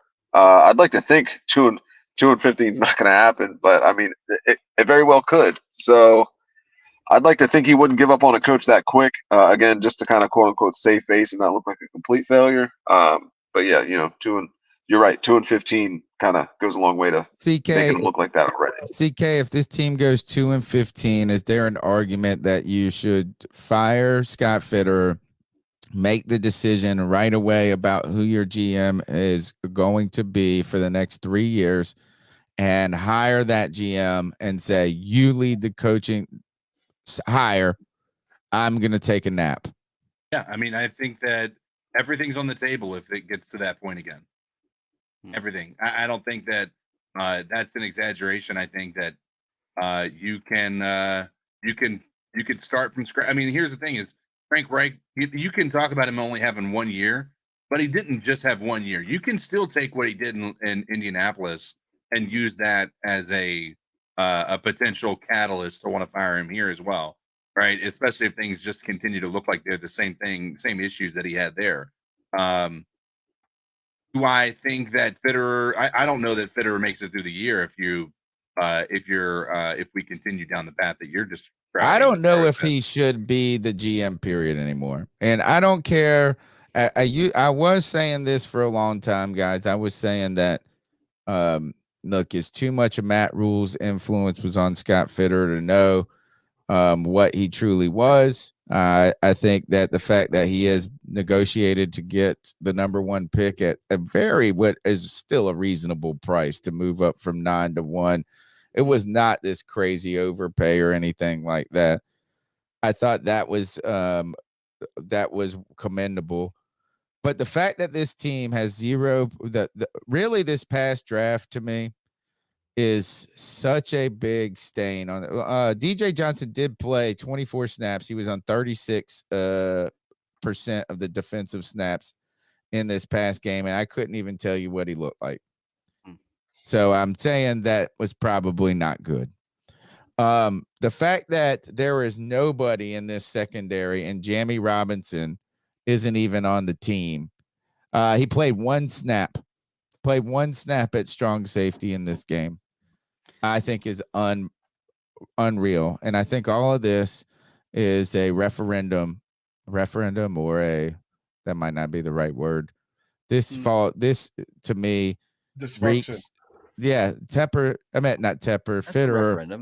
Fitterer is totally culpable for this draft and for this team that's put together.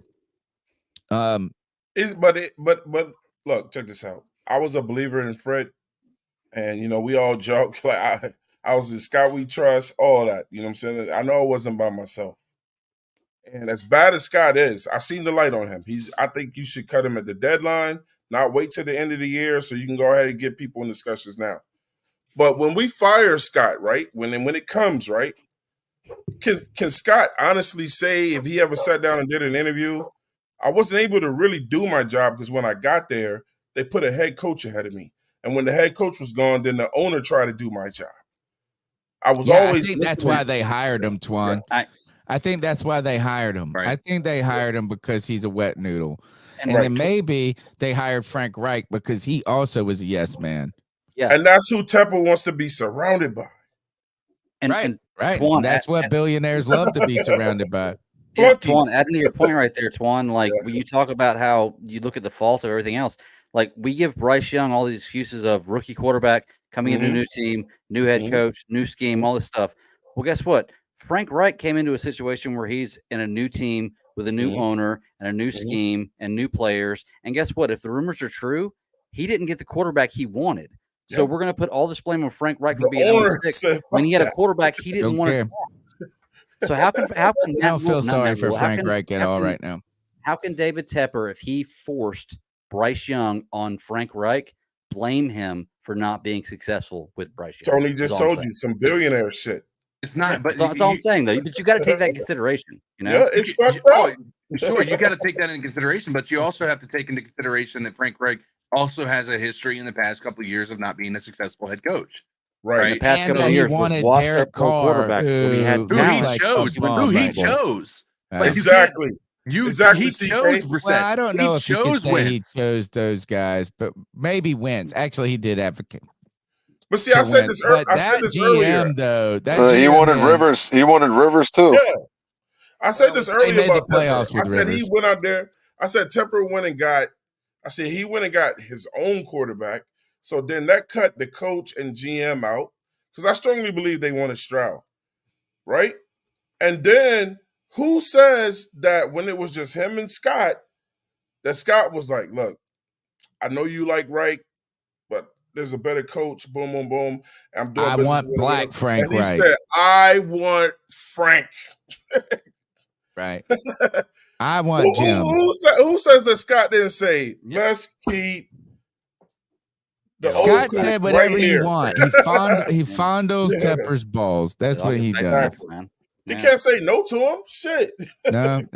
No, this is a condition though. With I heard it's great about billionaires is that he might not have said, "I want Bryce," but everybody's sitting in the room trying to figure out what David Tepper wants. And that when you're around people of that type of magnitude of money and power, they don't have to tell you what they want. You're sitting there Right. hoping to figure it out the whole time. Mhm. And that way you don't have confidence in yourself. But guess what? That means that all these guys are wet noodles to me. Let's finish this show up with this talk is that the Carolina Panthers, despite all of this, are in troubled waters, right? And the idea that if this team, I mean, we're sitting here saying, I think they can win 2 games. People in the chat are saying more. I don't even know why they're not going to be favored in any single game going forward. So I think there is a potential. The only reason that we believe that they're not going to win, that they're not going to go winless, is because the odds generally favor a team winning 1 or 2 games just by other teams fumbling the ball to them. But right now, the Carolina Panthers are in the midst of a rebuild, maybe even at the staff that they put together. How do they handle this? Right now, a lot of talks about Brian Burns. Today, I was listening to I was listening to Adam Gold show, which is on Raleigh show. Pretty good show when it comes to talking about North Carolina sports, number one, but the Carolina Panthers. He said that Brian Burns will be trick-or-treating in another city by Halloween. We heard Jeremy Chin. A lot of people thought that he was potentially going to be traded, but all of a sudden he's got this kind of crazy injury that we didn't see coming. Do the Panthers sell? Oh, and today was the news that the Panthers informed Terrace Marshall Jr. he had to go find his own trade because either they forgot he was on the team, to trade him, or they Terrence can't said you find can't make this anybody. shit up. I always love that. Oh, I always man. love that when a team says, you go find a trade partner and come back to us. We forgot that you were even here. What do the Panthers do? Do you see moves being made? Are people on the go? Who are those guys on the go? And are those moves the right move? Anybody can go. I go quickly. I think the Panthers should sit still and stop self-destructing. No more trades. No more trades. Leave it alone. Accept what's going to happen this year. Start setting yourself up for next year. Do you pay Brian Burns then? Yes. Or do you franchise Because- What do you pay him? Well, okay, so look. Not $30 million. No. But see, this is the thing, and I talked about this last night. Brian Burns nor his camp has ever come out and said they wanted $30 million.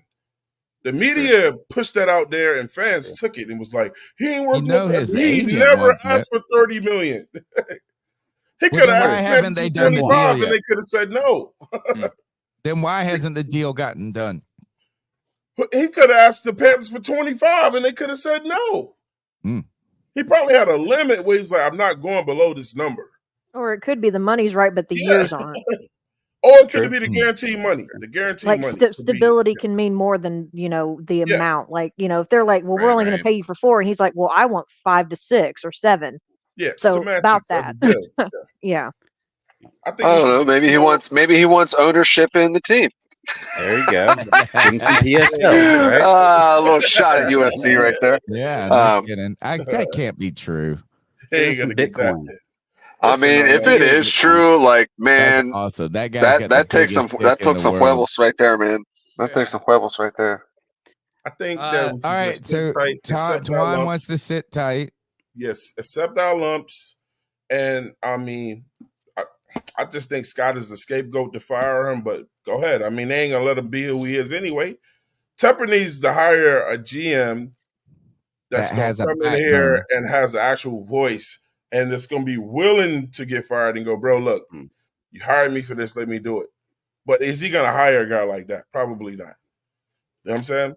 But in the meantime, man, just sit tight. We already lost so many. We want to lose more draft picks, doing more dumb shit. The Carolina Panthers is known for not paying their players, bro. We're known for this. So unless you want to do everything through the draft, free agents are not coming here.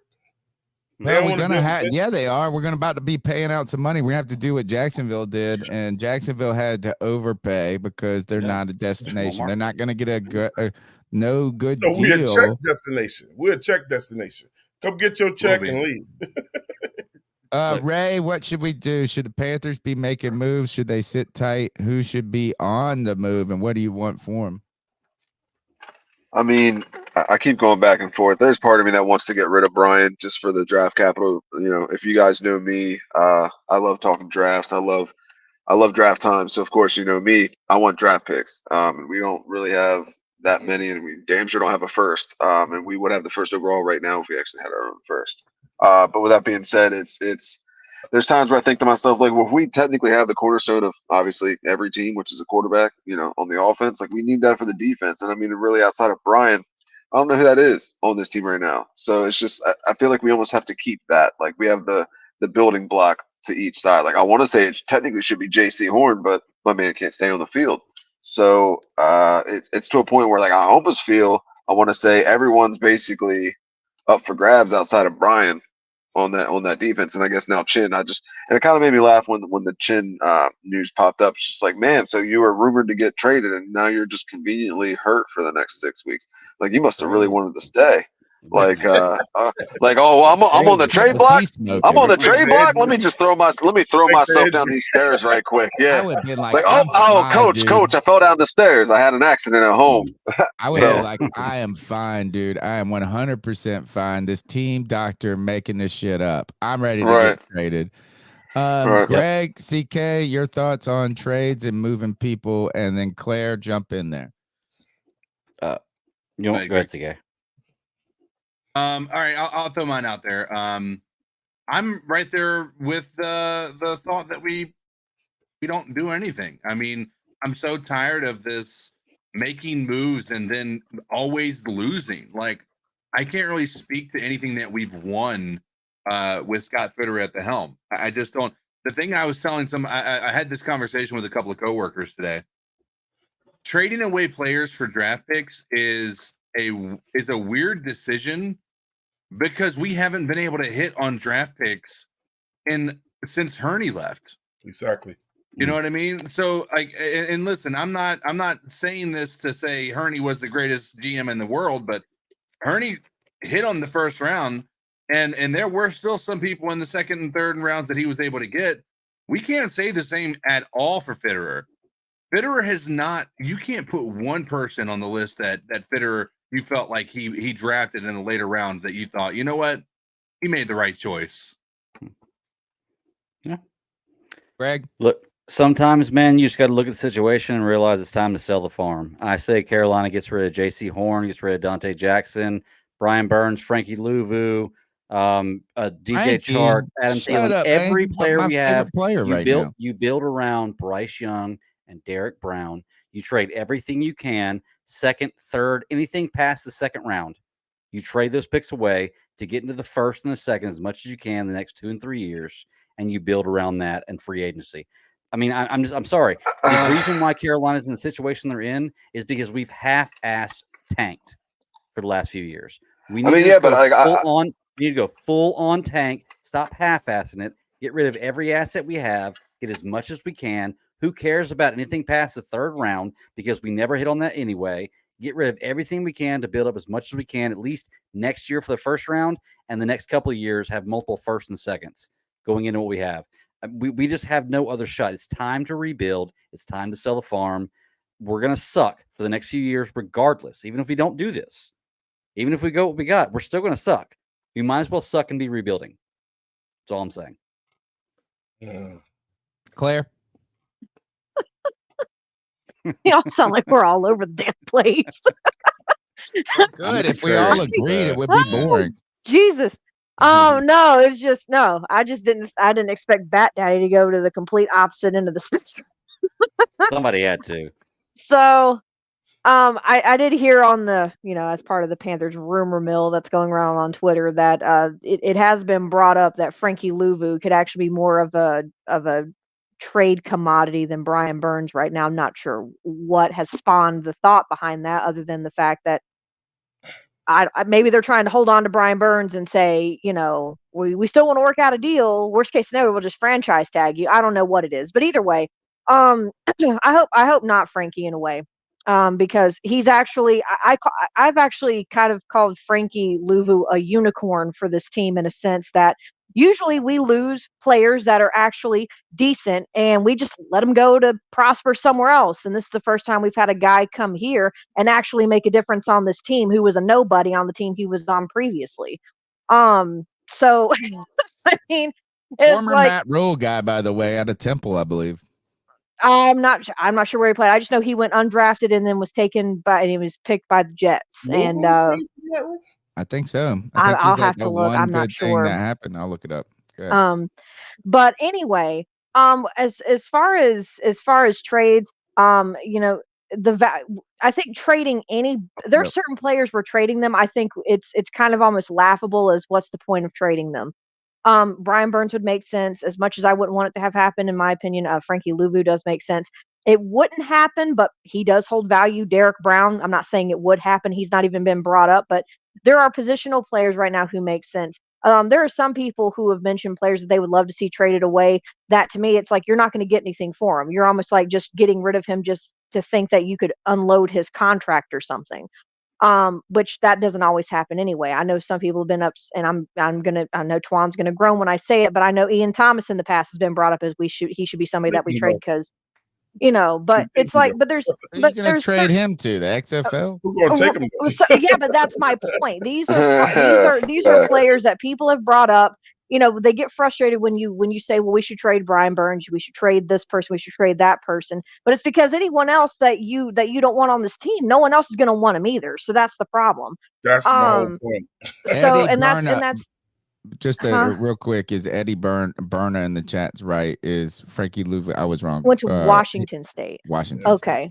State. So, but anyway, if in my opinion, I think the best thing to do, there's also been some speculation going around also on Panthers Twitter, or whatever you want to call it, that we are not looking to use any of our draft picks to be able to get more talent on this team.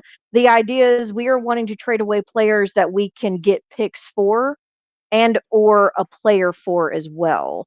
I'm not sure how true that is, but apparently we are not wanting to move any more of our picks to be able to get players. What player? Why would we move on from Brian Burns? Right? When we are 0-16, we are 0-16, and nobody's gonna give us what we want for him at this point.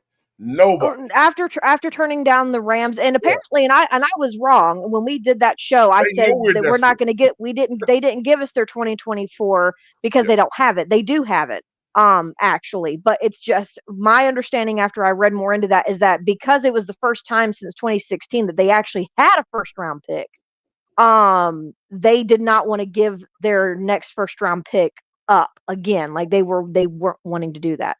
But either way, so. Why would you do it? In hopes that whoever you picked to send him as far as getting trade value for, that you pray to God that their pick is not somewhere in the middle to the, last end of the first round, because it's not going to be based on our record of where we pick once we get a pick for Brian Burns for this coming draft. It's not going to be based on our record. It's going to be based on whose ever pick it was that we took.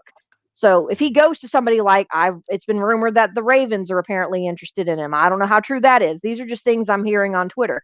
If the Ravens do well, they usually pick somewhere in the middle to the latter part of the first round. If it stays that way, that's where we would be picking. I mean, we'd at least have a pick in the first round, but when kind of like what Well, you would Bat get a Daddy was player that saying is gets a that 5th-year option. That would be one thing. I think for me, right. my idea on trades is this: is that you be willing to deal any single person that you don't see as having a significant future in your building forward, and Well, or that could if you be don't many people, Tony. That's the yeah, but if you well then if you don't think they're going to be in your future plans, then they should be then getting anything for them should be willing. And I also think too is that if you're just not willing, if you don't think that you're going to be willing to do what it takes to sign these people, because you're going to need to sign Frankie Louvu, you're going to need to sign yes. Brian Burns, you're going to, and if Yep. you're not willing to do those things, then you should be Then willing let to them trade go. them. Yeah, and that's I agree with kind that of what I'm 100%, saying. Tony. Like if you're not willing to kind of like with I think it was Bat Daddy that was saying like half-assing as far as like rebuilding. I think the other thing that this team also half-asses is trying to keep around caliber talent that's worth keeping, like building a team around or continuing to build and develop a team. Um, and I think that's also what kills me is, what I don't know what the stipulations are as far as why Brian Burns has not been signed by us yet. I don't know if it's the value, if it's the money, if it's the years, if it's the wording, if it's signing bonus, whatever it is. I don't know what it is. But, it's whatever is stopping it. If it's something as simple as the annual salary, like with the base salary of what he's actually going to get, meaning whatever he gets guaranteed, is not meeting his standards, then in my opinion, the fact that you also were willing to turn down, even though they weren't for this coming year, 2 first-round picks and a second, it's like what tier, like, do you only value him in the sense of whatever you can get for him? Because apparently if you're not willing to pay him, Well, that's going to be the that's kind of what's annoying too. And I said it on another live. What's also annoying is that there are players in the past that we let go with the understanding and anticipation that we were trying to save money to be able to pay guys like Burns and a Derek Brown who are now on other teams. And this is going to be like a Stephon Gilmore. You could argue a Hassan Reddick. You could even go back as far as arguing maybe even James Bradbury if you want to reach that far back to say something like that. There are guys that we didn't continue or Billy, resign. Reddick. Right. And it's like so if we let those guys go and they are now making differences on the teams that they are on and thriving and doing well, and they did well here is also the biggest thing. It's not like we let them go because they sucked. They did well here too. And to do that and to get rid of them and to now also trade Brian Burns, it's like, so then if the whole thought of not wanting to continue with these guys was because you were hoping to be able to, pay Brian Burns and have the money for it, then it almost feels like you just also got rid of players who could have done well as veterans on this team to help build up this young defense that we have, regardless of the older free agents we've signed this year. We still have a young defense. You have now let those guys go to help pay for Brian Burns, and now you're probably not even going to end up paying him. I hope they do at this point, just for that sake, and also for the fact that he's I can't even say he's the best edge rusher on the team. He half the time feels like he's the only one we've got at this point. We've got people at depth, but he's the only one that really does anything. So I think that's what bugs me the most about the trading of Brian Burns. I don't want to see him go, but at the same time, it's like y'all also let talent go to be able to pay him, and now there's talks like, it could be we don't want to pay you that much, or we don't want to give you that long of a contract, whatever it is. Those are the things that are going to make the Rams trade haunt you. Is that not if you didn't make the trade, but then if you didn't keep the asset that you didn't want to trade. I need to do this real quick though because I'm missing my producer, so I'm missing a lot of the housekeeping things right here, and I need to get better at it. Thank you, Nervash, for your support, your ongoing. He's a patron saint of. He is an angel investor of the C3 Panthers podcast. Bryce hasn't wowed me. I think he's yet to have a statement game that emphatically says this is why I was the number 1 overall pick. I think that's a fair point. Happy birthday to C3 Anthony. Tomorrow is his birthday. He says this, C3, y'all are the best. Keep chopping it up. Shout out to Twan Ray and Ares, Claire. This is a great conversation. Give some Price some time. I believe like CK. Mm-hmm. BG says CK. Well, he didn't say CK, but he is saying CK. CJ had 11 sacks the first 2 weeks, he said. And Mr. Strats, thank you for your support. Always a great follower of the C3 Panthers podcast and contributor of our community. He said this team let someone go and they become amazing. True. That's what I was saying earlier. Yeah. White Chocolate Espresso, my bastard son, says, who's ready for hockey season, man? Hockey season's here, baby. In fact, the Canes are just faced a puck drop about 25 minutes ago. I think they're playing the Kraken tonight. So we can all stay up and watch that. Tons of support there. All right, guys, we'll go around and get you guys your exits, and then we'll go ahead and get out of here. I actually made a pretty decent time if we close this out by 11. Let's start with CK, the voice that makes him voice, the man who is fighting on his own hill and survival and support of Bryce Young. I'm with you, man. I'm with you. As I'm ready for Bryce to succeed. I want that statement game to where we can put away some of that. How can they get after you, and what should they look forward to when it comes to the C3 Panthers podcast? You can find me on the X-verse at Codizzle Allen. Obviously, he's finding me here on C3 and talking about how Bryce Young has a lot of upside at this point in time. But, you know, it definitely feels like I'm standing alone on this hill all of a sudden. And it's all right. I'll stand here for a bit until you guys. Yeah, we got 2 years of you got 2 years. I'm with it. 2 years. Never. All right. Let's go to the 704 Charlotte Bound crew. You guys go around the horn and tell everybody who you are, how they can get after you, and how we got to get past 1,000 and on to 10,000 subscribers. We always go ladies first over here, so. Okay. So, Aries Claire here. You can find me, as always, on the 704 Charlotte Bound show. I do have a segment on that show that is my own. It's called Who's That Girl TV. I haven't put out a show in a while. And I say we, me and my partner in crime, who is not on with us at the time, Edge. We have been dealing with so much stuff since moving into a new house. Job things, just a lot of changes have been going on, and it's kind of tied up both of our schedules with being able to do our separate shows. I hope to have one coming soon, the more in depth we get into college football season, so stay tuned with that.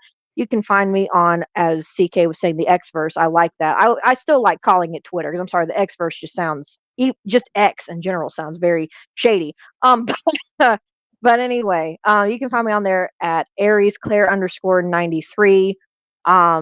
And you can come at me with whatever. I'm just going to throw stats back at you if you just come at me with nothing but opinions. A lot of people don't like that, but I can't get into an argument with people who are just only in their feelings, and that's it. So come at me and come hard. The Saints just tied it up 24-24. Something to go watch then, huh? Yeah. Well, Evan that's Ingram cute. just scored a touchdown for me. Fantasy wise, we'll be good. I just want to know if Kamara scored. He just got the 2-point conversion. I know that. And he I got Twan in fantasy this week. He hit my prize picks like 2 hours ago with he's got over 60 yards receiving yards, and he only needed 30. So nice. Who's next? I'm doing all right. I got 32 points. Go ahead. I was gonna say, yeah, I'll go quick. Obviously, yeah, you can find me at 704 Charlotte Bound Show. So obviously, you know, like, subscribe, share us over there. Help us get to 1K. We're pretty close. I'm actually gonna be giving away a signed 8x10 Steve Smith authenticated photo just as a little thank you. You know, once we get to that, you know, milestone. So definitely, if you're new, subscribed and everything like that, you guys obviously didn't know that. So just that little bit of incentive to come over and check us out. So yes, obviously C3, much love, much appreciated having us on here, having me on here. It's a great time. Obviously, I always like jumping in the Friday night shows and stuff like that too. But just kind of doing the collab tonight one-on-one was pretty special, and I very much appreciate it. So yeah, obviously keep pounding and just give Bryce a little slack, y'all. Yeah, I hear you. Twan, you're up. 704 Charlotte Bound Show, man. Look, we about to hit 1K. But look, I'm grateful for Tony and the C3, the Army over there, and Bad Daddy and CK and Cody for having us over here. Much appreciation for that, man. Make sure y'all continue to, if you haven't already, or people looking and watching us, to also subscribe to the C3 show, man. And they got a lot of great guys over here. I thank you guys for letting me actually interview a lot of you guys Yeah, for man. my Twan Don Even versus stepping series. out into my bastard son. I think you Yeah, hung out with White Chocolate that Espresso. was a good interview too, bro. That Nice. was a He's good awesome. interview. Hey, up next, man. I mean, I got one person before him, but like, if you like that, it's gonna be me and the Bad Daddy 1-on-1, man. He has already agreed to it. You know what I'm saying? So we're going to learn some more about him, get into his life a little bit, find out about him and Panthers football. And I'm gonna be giving out a $30 gift card tonight when we hit 1K, man. And it's gonna go to like that fan that did like a lot of great things with us this year, that was just there with us. Kind of like our super fan. We did it last year. Gave out jerseys. I think White Chocolate Espresso won one of the jerseys. And when we did that, That was for a trivia. That was for a trivia trivia game. show. Nice. Yeah, man. Yeah, our winner was King Jermaine JP Shepard. He won a signed DJ Moore mini helmet. Nice. Sorry, Claire's King also Jermaine. giving us some artwork. DJ Moore. Yeah, Sorry. my boy I think KG Claire might need to change the 737 artwork. over there right now. He loves some Steve I Smith. think Claire, you're giving out some artwork. I think you might need to change the artwork. Yeah, the artwork I was going to give away was it was a 20 by 30, and it was of our entire it's artwork composed of our entire 2023 draft class. Oh But God. I created that when All the you hype gotta was do is real. fold it. Just fold the ends in with just around Bryce. But anyway, Bryce is in the middle, thankfully. But put it this way, I will change it up, and I'll say it on here because I totally forgot. It's not that I forgot. It's just I didn't even think twice about about what's going on with this team right now. Somebody might not actually want the entire draft class like how I had initially created it. But what I will do instead is I will say that I will be available for anyone whoever wins, whatever. It will be, I will have it be winner's choice. So whatever you want me to create, I will create it, and I will let you know what size I can have made for you. We'll just do it that way to make it easier. So Right on. Greg, how do they get after you? Yeah, man, you can find me on I guess what used to be Twitter now is X. It's my only form of social media. At the Bat Daddy 52. I try to check it once a day now. I'm gonna go ahead and tell you right now, if you get rid of social media and all this internet stuff, it makes your life so much better. But I try to at least check it once a day for podcasting and all that good stuff. Also, this Friday we're starting our show back up, or I have my little guilty pleasure. It's Geeks Chasing Squirrels Across the Multiverse, 9 p.m. Eastern Standard Time. Every Friday on YouTube. You can come be a part of the show. Check out the live chat. I think this week we're talking about Loki, Gen V, Lower I watched Decks, all of Gen V already. I'm caught up in Gen V. It's awesome. Man, after episode one is amazing. Oh, check it out. If you want to talk about it, if you like shows, look, television shows, movies, novels, comic books, audio books, anything you like, hit me up. Let's talk about it. Let's hang out. That's what we do. It's all about entertainment and really kind of in the geek verse and just kind of entertainment realm. So that's Friday night at 8, right? At 9. Friday night at 9. Geeks Chasing Squirrels to the Multiverse. Gen V, check it out. Amazon. It's a spinoff series of The Boys. My name's Tony Dunn. It's the C3 Panthers podcast brought to you by CarolinaCatChronicles.com. We're here live every Tuesday night at 9 p.m. I just got a message from Twitter that said it's your 10-year anniversary today, which means I started that account because of this podcast. The end of October makes a full on 10 years, starts our 11th year as a podcast. Appreciate the community and the people that support us. Smash the thumbs up button, subscribe. We're here on Tuesday nights, the Friday free for all. Also, all types of extra content like tonight. And when we get back from the bye, we're going to have the post game show and a lot more content to come. And we're going to need each other. Lock arms with C3, lock arms with 704 Charlotte Bound. My name's Tony Dunn. Make sure you hit those subs that subscribe. Make sure you punch a Saints fan in the face. And also check us out on, don't literally punch a Saints fan in the face, but I do think I got this one. No. Oh, I live hold with on. one. Hold on, I got you. Fuck you, Saints. Keep Shit, I live- pounding. This is Tim Estes' kid. Fuck you, Saints. Keep pounding. Yeah, man. Keep pounding. Yeah. Let's get out of here.